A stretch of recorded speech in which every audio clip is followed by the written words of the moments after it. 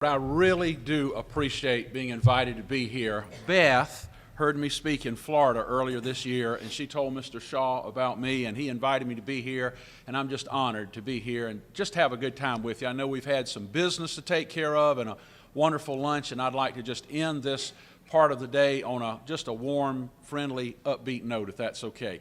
I'm so happy to travel up to the Bluegrass State again. I get up this way occasionally. I've spoken in Hopkinsville, Louisville, Princeton, if y'all know where Princeton is, and I've spoken in other places around the state. This is my third visit to Owensboro, and every time I come up this way, I have people just asking me where I'm from. Now, Kim Wells says that I have an accent.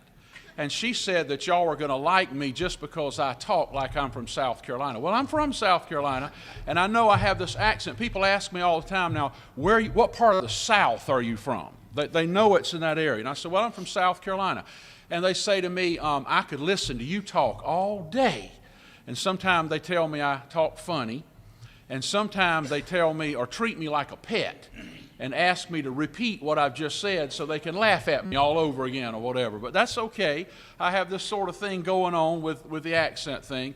I know this because my smartphone doesn't understand what I'm saying. When I speak orders into it, like call so-and-so, it calls the wrong people. And I don't understand why they can't program these phones to speak in the language and the accent and the dialect of the locals where they can finally get this kind of thing put together. But I know this. I was watching one of my favorite TV shows a while back, Swamp Loggers. And you know, in the South, we've got Honey Boo Boo and Duck Dynasty and Swamp People and Lizard Man or whatever. We're just showing the world who we are. And I was watching this show on cable TV, and this was out of Jacksonville, North Carolina, Colonel, you know, right there near where you're from originally. And this guy was driving this log truck down this very pothole-filled road, and he almost turned the thing over. Well, thankfully, he did not. And he got back to the lumber yard, and he jumped down out of the cab of this truck with his hard hat on and his steel-toe boots, and he was telling Bobby, the owner of this company, what almost happened, but thankfully did not happen. Now, you know you have a Southern accent when they have to put the text of what you're saying at the bottom of the TV screen. It's like, that man right there, that whole truck just about turned over, turned everything around, everybody around here be killed or something like that happened like that around here. Now, when he said that, I didn't need the text at the bottom of the TV screen. I understood exactly what he was saying. So that tells you a little bit about where I'm from. Now, let me tell you this. I picked it myself a little bit. Maybe I have a little license to do this. The first time I came to Owensboro to speak was several years ago, and it was right here, before the Renaissance, before this lovely convention center, right here at the Executive Inn, and it was a lovely place. And I was at a luncheon, and I was seated at a round table, and I had some of the nicest folks at my table. I was enjoying chatting with them and enjoying my meal, and I noticed, though, that they were checking me out, because every time I opened my mouth, they quit talking and put their forks down. And they were listening to me talk, and I realized what was going on. So they didn't realize, though, that that was a two-way street. As they were checking me out, I was checking them out. And there's an accent fault line that runs through this part of the world. It has something to do with the Ohio River. Part of the folks at my table sounded as if they were from the Midwest. And the other folks sounded like my grandparents from North Carolina and some of my relatives from Tennessee and right on up into Kentucky. There's like this belt that runs through there where the folks kind of talk alike. And after a while, it just got the best of me. And I said to the lady seated to my left, this very nice lady, I said, ma'am, let me ask you a question. Are you from the Midwest originally? And I thought she was going to fall out of her chair. She said, wow, I'm from Illinois originally. How did you know that? You mean just sitting here listening to me, you could tell that I was from the Midwest? I'm from Illinois. I can't believe you did that. And about that time, this fellow to my right said, you're from down there in South Carolina, aren't you? And I thought to myself, yes, sir, and I know what side of the Ohio River you're from, too. So it's just this neat thing that we do wherever we live. We just kind of have a good time trying to figure each other out sometime. Now, I'm from South Carolina, and we change senators in South Carolina every 50 years, whether we need to or not. And we had, as our senior senator for a long time, Senator Strom Thurmond. Now, y'all remember Senator Thurman. What a wonderful guy. Senator Thurman would take to the floor of the United States Senate on national TV and say stuff that we just kind of held our breath because we never knew what he was going to say. He would say things like, "The reason people are living longer today is because they're not dying sooner."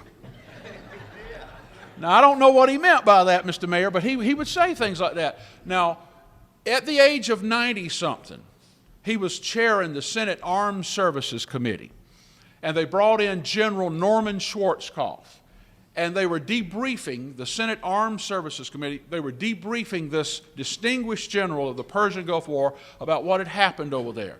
And Senator Thurman had his Senate colleagues to his right and to his left, and his staffers behind him. And this was a very big thing. It was being beamed around the world. And Senator Thurman, in his 90s, was chairing this thing, and he was reading his questions, and he was reading something like, "General, how do you feel the United States military did in the Persian Gulf War?"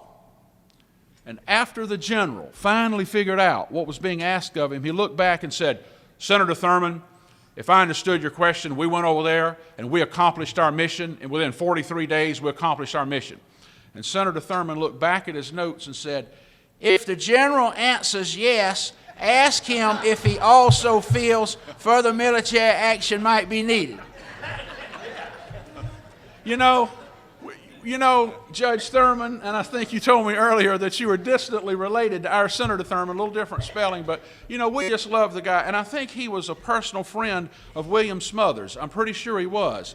But Senator Thurman was just a wonderful guy. And he had the grandest way of speaking that we South Carolinians could have ever come up with. Now, we also, it's not just the way we enunciate words and the way we pronounce things, but it's what we say. Now, I've been to the Bluegrass State enough to know that y'all do this too. Now, in South Carolina, where I live, if we go to the doctor, we're told what's wrong, and then we come home and what I call South Carolina-ize our medical conditions. We have people in South Carolina who cannot eat spicy food anymore because they have been diagnosed with a hyena hernia. I guess this live animal is in their upper GI tract and he's clawing his way up their esophagus or something. Now, doctors and nurses and pharmacists give me new material all the time. They just load me down with these things. And you hear these things. We have ladies in South Carolina who have very close veins. One guy in my church a while back by the name of Pete, they wanted to put old Pete on the prayer list. And if it's a lady being placed on the prayer list, I don't ask questions because you get into some danger, some area you can't get out of by asking questions. But if it's a man, I'll ask specifically, "Now tell me what's wrong. I want to put Pete on my prayer list, but I want to pray specifically for him." They said, "That old boy needs prayer. He has sleep apnea."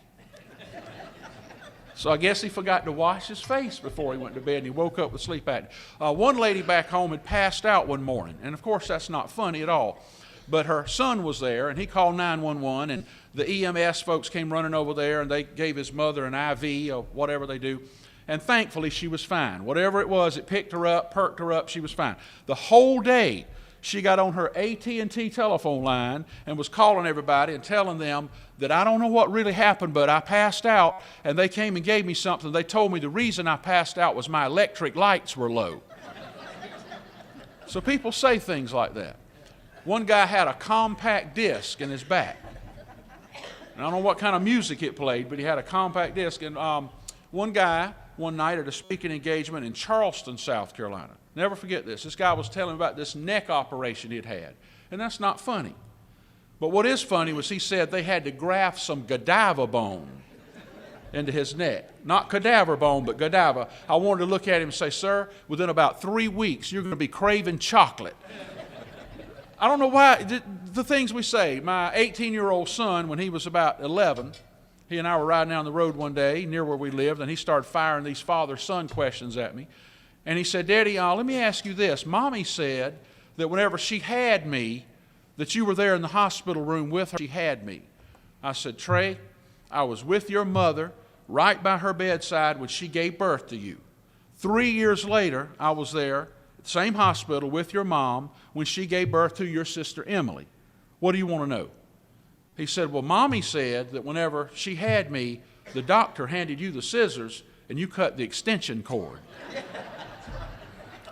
I'm just glad he didn't call it the unbiblical cord. I've heard that. Now, one more. True, this nurse came to me in Raleigh, North Carolina one night. She said, Glenn, let me give you something that happened to me. She said, I work in labor and delivery of my hospital. And one night they wheeled in this lady, obviously getting ready to have a baby, and they told this lady, they said, ma'am, your doctor has been called. He's on the way.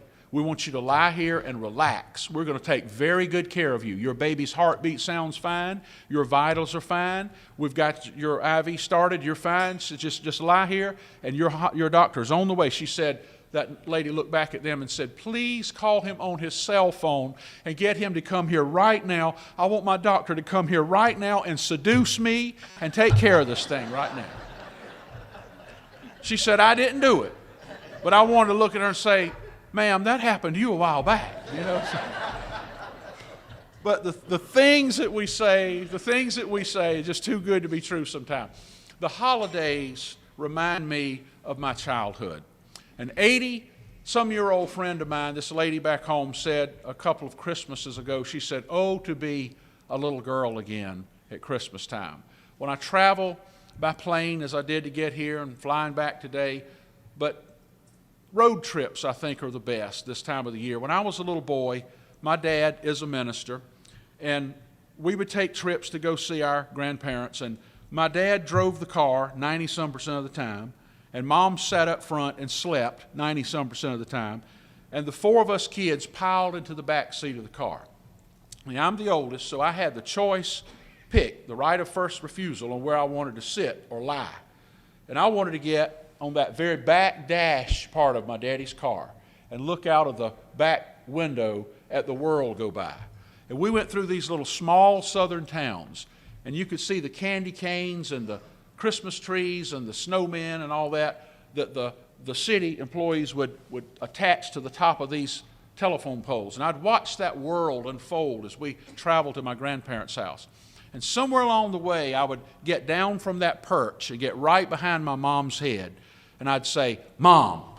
And she would turn around and say, you children are getting on my last nerve.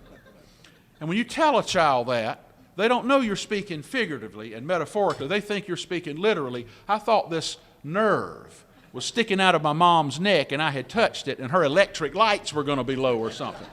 But all I know is this. My brother Mark and I were 2 years apart. Mark and I would fight in the back seat of my daddy's car. And you might say, well, Glenn, you're a minister's son. Y'all didn't do that, did you? That didn't matter at all. We would fight in the back seat of Daddy's car. My daddy is a good man. He's 82 years old and a wonderful man. But my daddy could drive a car and pray and spank your hide as good as anybody. He said, dear Lord, help me not to wreck this car driving down the road spanking these children. And he would get business done that way. And sometimes people look at me and they say, oh, Glenn, did that really happen to you? Oh, my goodness, how terrible that was. And I say, no, don't misunderstand me. Mom and Dad loved us, and still do, with a dump truck full of love. But somewhere in the glove box of that dump truck, there was a thimble. And in that thimble, there was something we call discipline. And they gave it to us a little bit every now and then, and it made us behave and that sort of thing. Well, we got on the way up to grandmother's house, and my mom would inform us that it's going to be 10:30 when we get there, and you children are going to go in, hug your grandparents, put on your pajamas, and go to bed. Yes, ma'am. When we got to my grandmother's house, she would greet us at the back door wearing an apron that was stained, which simply meant that she had been cooking all day, waiting on us to get there. When we got to her home, my grandmother would greet us there and inform us, when I saw this chocolate cake today, that 7-layer homemade chocolate cake was waiting on us. And my grandmother would say that, and my mom would look at her and say, Mom, they can't eat that. It's 10:30 at night. They've got to go to bed. My grandmother would look at her and say, they're in my house now. That's why children love grandparents so much, because the lines of jurisdiction change when you get there. And we would sit there at my grandmother's table at 10:30 at night, eating chocolate cake, homemade chocolate cake, drinking ice cold milk, grinning at my mother. like that. Not a thing she could do about it because we were in grandmother's house and on her terms and turf. That's the way it was. Now, my grandfather was a sawmiller. He wore overalls most of the time. And he had a wrinkled face, and he smelled like the inside of a pencil sharpener. And my granddaddy would come home from work after working all day, hard all day. And he had a big vegetable garden and a little 4 to 8 inch tractor. And my granddad would come in after working and do his garden work, and then he'd bring all this stuff in the house and put it on the sink for grandmother to clean up and cook and so forth. And he would inform us that he was getting stove up. I knew what that meant. He was tired and worn out. My grandmother worked in a sewing room, and she worked there until she was in her 70s. And she made what she called women's petticoats. I think they call it lingerie now. But that's what she did for a living. And when we went to stay with her and Granddad, after working all day, she wouldn't go by and pick up some fast food and just give it to us to eat. She would cook for us every night. And it was nothing what you would call gourmet or in a 5-star restaurant. But by the time my grandmother poured her dried pinto beans on that table and did like this, I thought she was counting them, but she was making sure they didn't have any pebbles in them, and put it in there and put a little fat back in with them, and got some sliced squash going over here, and stewed squash and sliced tomatoes and cucumbers out of Granddaddy's garden, and then took her little hand and put it in that bowl of flour and made a hole and put some Crisco down in there and some buttermilk and worked every one of those biscuits out just right, same size, and put it on a worn-out black pan that was kind of warped and looked like it had been in the oven one too many times, and put those biscuits on there and took the back of her little hand and mashed them down and popped them in there. She would look at us and say, "Now I've got to go sit down. I'm getting swimmy-headed." So Granddad was stove up and grandmother was swimmy-headed. And we would go in and watch the news and so forth, and then supper was ready, and we would go in and eat. And my brother Mark and I would eat. And we would eat and eat and eat and eat. And one night my granddad was staring at us, and I looked at him and I asked him if everything was all right. And he said, "Everything's fine, but I just don't want you boys to waste anything in the house." And I said, "All right, Granddaddy, we won't do it." He said, "I don't want to see you waste a saltine cracker, but eat everything you want." And I said, "All right." He said, "The reason I said that to you boys is this: you boys don't know anything about hard times." And I said, "Well, Granddaddy, we just got through studying that in history class." He said, "Well, that's fine. You studied it, but your grandmother and I lived through it.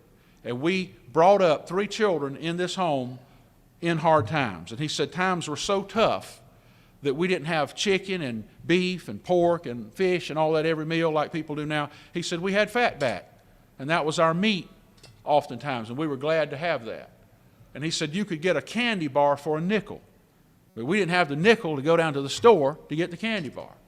And then I guess my grandfather saw this look on my face, and he realized that it was getting to me, and he knew how to lighten the moment, and he would say things like this. He'd say, times were so hard, we'd use our coffee grounds so many times they'd turn white. Then we'd use them for grits.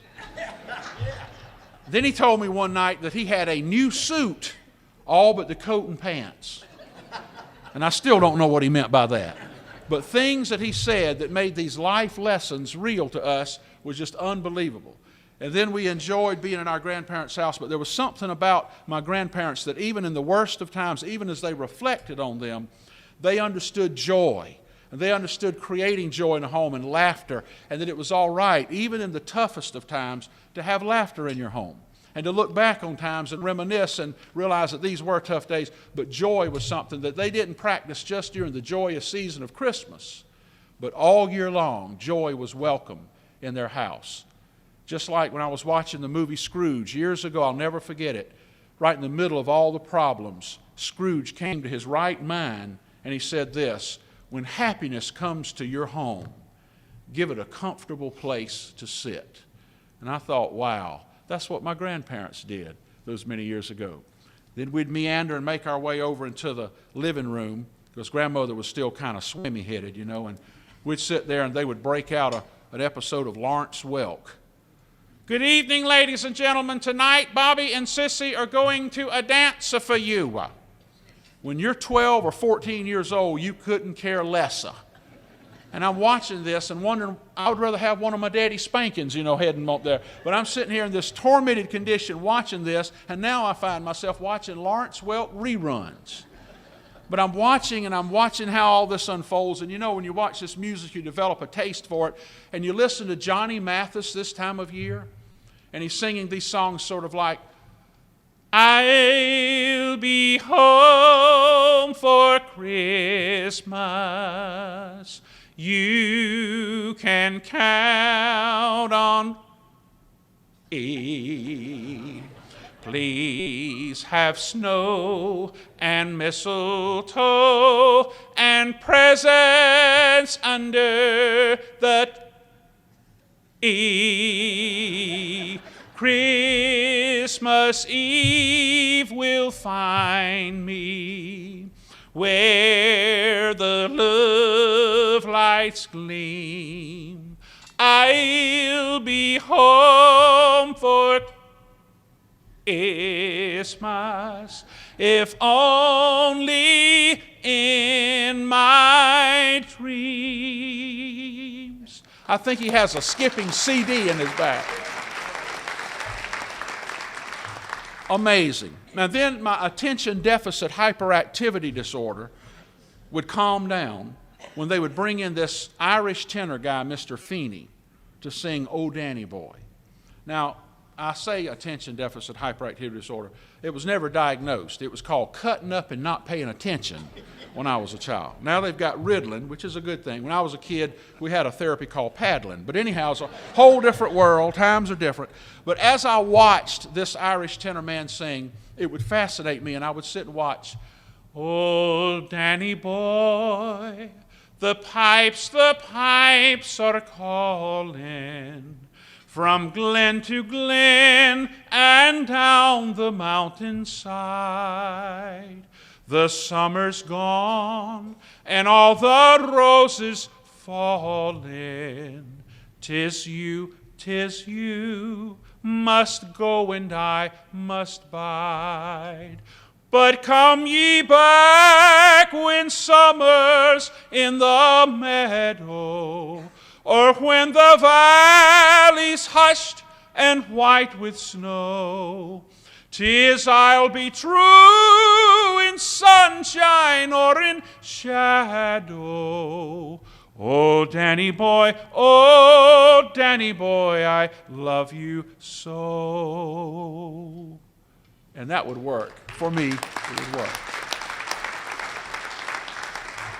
Now, here's what you and I'll find. Regardless of however you celebrate the holidays, whether it's Hanukkah or whatever, or Christmas as it is in my home, you'll find this to be the case, I think. Christmas Eve night, sitting around, watching the children play, eating too much, having a good time, opening gifts or whatever, and you usually hear it before you see it. Out of the corner of your eye, you hear and see something on TV and you say, turn that up. And when you turn it up, it's one of the operatic things coming out of Rome or New York. And it's beautiful. The pageantry, the conductor, the orchestra, the opera voices standing there, the audience is beautiful. Beamed around the world. Have you ever noticed that when those folks take center stage, that when a man sings in that beautiful operatic, Luciano Pavarotti, whatever type voice, that there's nothing usually going on in his face? Nothing. But when the lady standing beside him is singing, everything in the world is going on her face. Let me show you what I'm talking about. The sound is beautiful, and then the sights are questionable. But here's how it works. It looks and sounds something like this. The man. Ponis angelicus, vire ponis hominum. The lady goes, Paris, Ficuris turbirum. Why do they do that? My grandmother might have been swimmy-headed, but she would see that on her TV and she'd tell us children, y'all turn your head. That's uncalled for. That's uncalled for. Unbelievable. I don't understand why they have to do that. Now, where I live, most of the men have pickup trucks. And I have a pickup truck and a car, but I have a truck. And I like to hunt.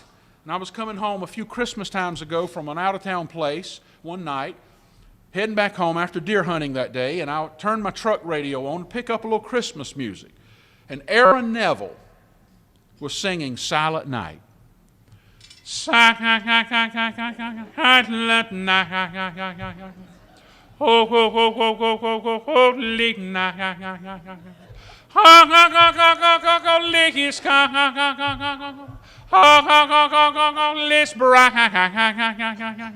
I wanted to get out and see if I was dragging a limb under my truck.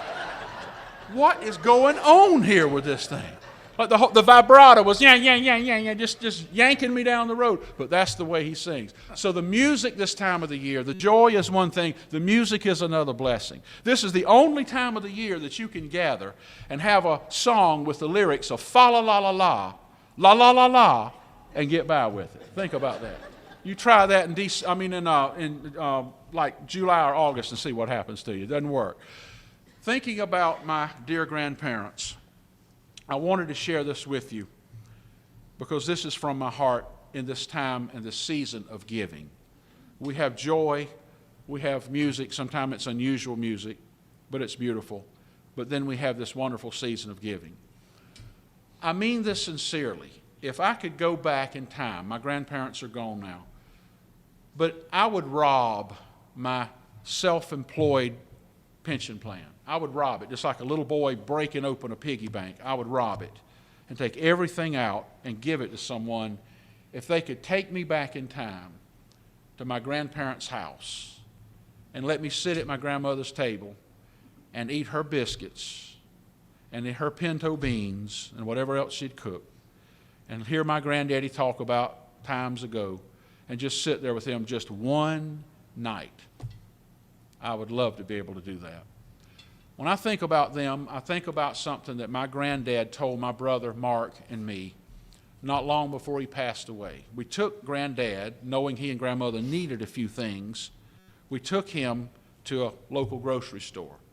And as we were going through the aisles, as I remember, my granddad must have not felt that well that night because I think he was leaning on the buggy as we were going through. But my brother and I were just putting things in his grocery cart.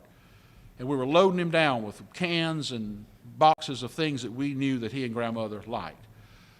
About halfway through the store, he looked at me and he said, "What are you boys doing?" We said, "Well, Granddad, it's just something. We know you and Grandmother need a few things, and we're in town for a couple of days, and we just want to do this." And so when we got to the checkout counters, I remember my granddad with the weather-beaten, retired sawmiller's wrinkled face standing there with like a little tear running down his cheeks.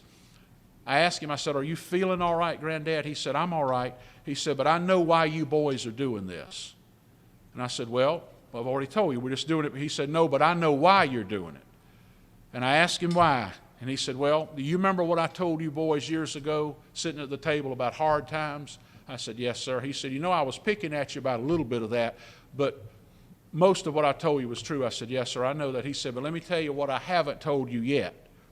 He said, years ago, right in the heart of the toughest of times, when people were rationing things, and this was not the Great Recession that you and I have just lived through, but the Great Depression.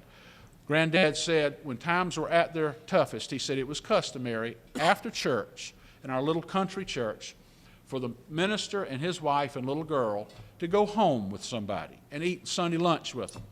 And he said oftentimes we would take them home with us. And he said, as your grandmother and I were sitting around the table one day after lunch, before we cleaned up the dishes, I knew that our minister and his wife and little girl were having it very hard. And he said, I looked at your grandmother and asked her, "How much flour do we have in the house?" And she said, whatever amount it was. He said, "Give them half of that." I said, "Well, how much cornmeal do we have?" "Give them a third of that." "How much sugar do we have?" "Give them a little bit of that." "How much lard do we have?" Now, back then they made biscuits with lard. You can't do that now, but back then they did and lived to be 90-some years old. That's a different subject. But they gave, my granddaddy said, out of what they almost didn't have themselves. But what little they had, Granddad said they did that because they knew it was the thing to do. Now, I know in business, being self-employed, what the last few years have been like.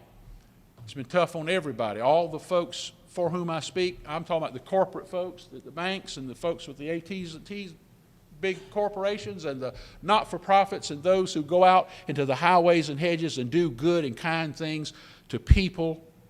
I know we've all been through a storm, like being battered here the last few years. But what my granddaddy told me was this. He said, we lived through those toughest of times, and we did for each other what we knew that we should do. Whether we had it or didn't have it, we just did it. And he said, we just kept our blinders on and we just did it. And he said, you know, the economy didn't turn around overnight, and we didn't get rich quick, and our, finances didn't blossom overnight and all that. He said, but I'll tell you this, we've never missed a meal in this home. And that taught me right then and there that if we just continue to do what is right, somewhere at the end of the day, everything is going to be all right. Now, my encouragement to you today is this. Things are getting better, I think, and that's a wonderful good news, but whether you are indirectly helping those in this 7-county area by helping from the political standpoint and the securing grants and loans and money and all the behind-the-scenes work, or if you're staff and you're out there on the front lines attending to people and helping those who are elderly and delivering meals and whatever you're doing to help people, whether directly or indirectly, it doesn't matter. If we do what is right, at the end of the day, everything is going to be all right. And that's my message from the Palmetto State to the beautiful Bluegrass State. And God bless you. Thank you. Great job. Thank you. Really enjoyed it.